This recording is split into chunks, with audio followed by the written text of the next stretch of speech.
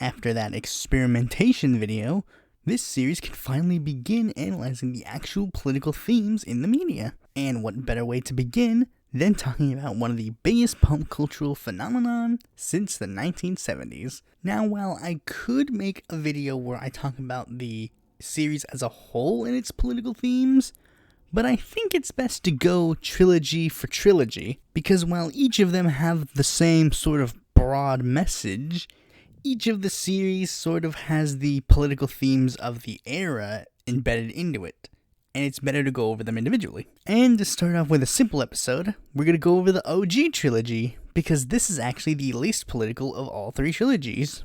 Emphasis on the word least. It's not apolitical, but it is the least political. Now, sometimes I would go over the plot of these movies, or whatever I'm talking about, but it's not really necessary for this, because pretty much everybody knows what Star Wars is, and if you haven't seen these movies, it's better that you watch them yourself. But really, its political messaging really boils down to 1 to 2 things. Its biggest connections really come towards World War II, more specifically, Nazi Germany. The most obvious thing being that they named the bad guys stormtroopers.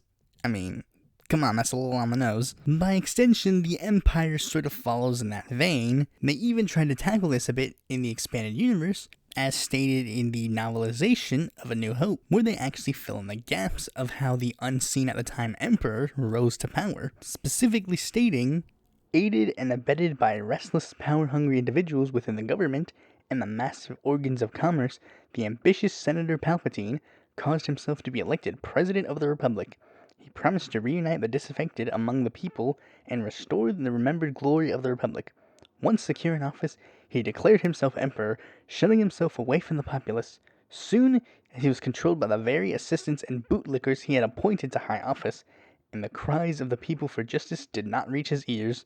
That does sound vaguely familiar, if I remember correctly. Again, very on the nose in its comparisons to Hitler's rise to power. They even try to subtly tie you back into the World War II era by having a lot of the weapons in the Star Wars universe be based on weapons of the era. Han Solo's blaster was a repurposed Mauser C-96, a common pistol that was used by Nazis.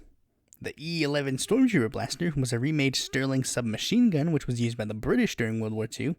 The Sand Troopers in A New Hope carry pretty much unmodified British Lewis machine guns.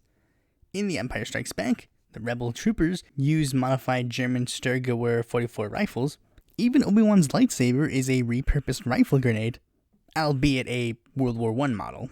I do find it a bit ironic that the Stormtroopers primarily use British weapons and the German weapons are used primarily by the Rebellion, and to add a little bit more weird topsy-turviness, they even have it so that in The Empire Strikes Back, the Rebel Alliance takes up base on a planet that is named after a Nazi general. I mean, you're sending mixed signals here.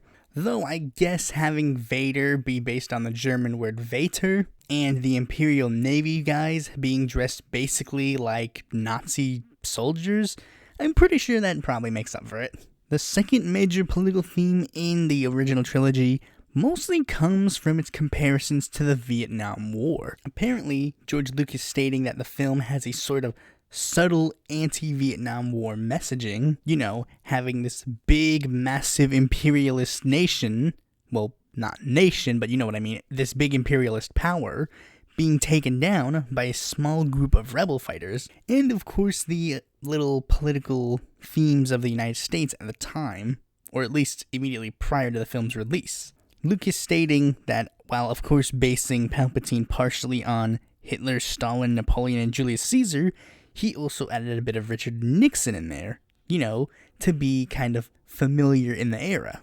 In fact, an argument could be made that Return of the Jedi is supposed to be, again, a sort of on-the-nose reference to the common myth that the US was beaten by rice farmers, by having the Empire being beaten by the Ewoks, a group that really isn't a threat at all. And I mean, it makes 100% sense, given the fact that literally all of the major cast and crew were Democrats. Of course, they wouldn't really have that many nice things to say about the Nixon administration in the Vietnam War. it just lines up perfectly. So yeah, no real way to end it because that's where the political themes of the OG trilogy kind of begin and end. So join me in like a year when we talk about the political themes of the most political Star Wars trilogy. Legitimately, I don't see how anybody can think that's the most political trilogy. That makes no sense. Thanks for watching this video. Be sure to like, comment, subscribe, and click that bell to be notified when the future video mine comes out. And if you're interested in more content from me, you can go to my website, follow me on Twitter, join my Discord, or check out my articles on the Independent Political Report.